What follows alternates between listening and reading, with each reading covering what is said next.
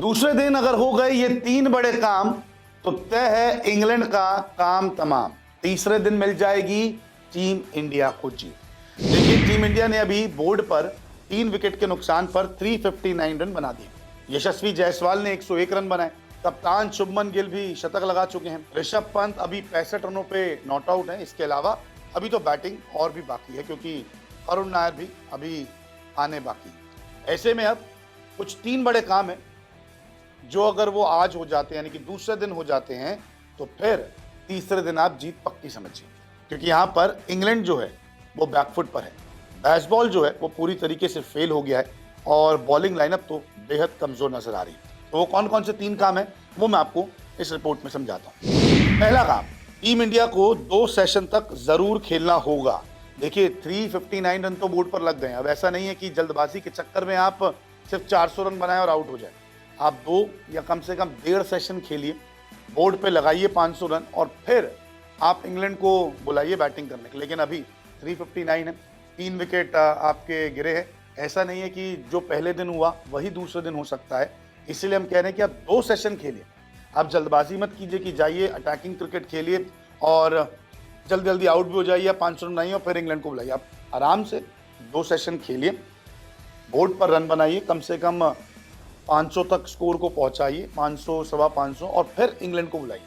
और तब आपको पता लगेगा कि इंग्लैंड कितनी बैकफुट पर है और उनका बेसबॉल आपके खिलाफ सही भी साबित होगा या नहीं। दूसरा बड़ा काम, तीसरे सेशन में आपको विकेट चटकाने होंगे। देखिए, इंग्लैंड की तो बॉलिंग बहुत कमजोर थी। आप अगर 2 सेशन तक और खेलते हैं दूसरे दिन और तीसरे सेशन में उन्हें बैटिंग करने के लिए बुलाते हैं तो आपकी बॉलिंग बहुत ज़बरदस्त है। जसप्रीत बुमराह है आपके पास, मोहम्मद सिराज है आपके पास, प्रसिद्ध कृष्णा है, शार्दुल ठाकुर है, रविंद्र जडेजा है। तो आपकी बॉलिंग लाइनअप बहुत अच्छी है। इनका बैटिंग लाइनअप क्या है? ये एग्रेसिव क्रिकेट खेलेंगे, ये बेसबॉल क्रिकेट खेलेंगे और कहीं ना कहीं ये अपने विकेट खो सकते हैं। और अगर आपने तीसरे सेशन में जो दूसरे दिन का खेल होगा उसमें अगर आपने 3 से 4 विकेट आउट कर दिए तो यहाँ पे आपकी जीत और ज़्यादा पक्की होती रहेगी। आपको ज़्यादा रन बनाने नहीं देने।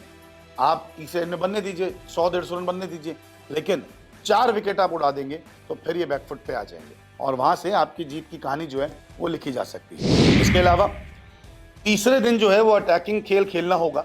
अगर आप दूसरे दिन के खेल खत्म होने तक आधी टीम आउट कर देते हैं इनकी, तो अगले दिन यानी कि तीसरे दिन शुरुआत में आउट कीजिए, फिर इन्हें दीजिए आप फॉलो ऑन, अगर फॉलो ऑन तक बचा पाते हैं, नहीं तो आप इनको जल्दी भी आउट कर सकते हैं। तो आपके पास बहुत सारे मौके हैं। अभी 359 बोर्ड पर लगे हैं, आप इसको 500 सवा 500 कीजिए, 2 सेशन आप खेलिए, तीसरे सेशन में इनको खिलाइए, विकेट लीजिए, क्योंकि धीरे धीरे विकेट जो है वो थोड़ा बॉलिंग के लिए हेल्पफुल हो जाएगा। स्पिनर्स भी यहाँ पे काम आएंगे और जिस तरीके की हमने विकेट कल देखी थी, बैटिंग ट्रैक देखी, लेकिन यहाँ पर अब दूसरा और तीसरे दिन जो है वो मौसम भी ख़राब होगा, हल्की हल्की बारिश भी आ सकती है, गेंदबाजों को फ़ायदा हो सकता है। तो यहाँ से फ़ायदा उठाना बेहद ज़रूरी है। अब देखते हैं कि तीसरे दिन मैच ख़त्म होता है या फिर 4 से 5वें दिन तक ये मुकाबला जाता है। आपको क्या लगता है? कमेंट करके ज़रूर बताएं।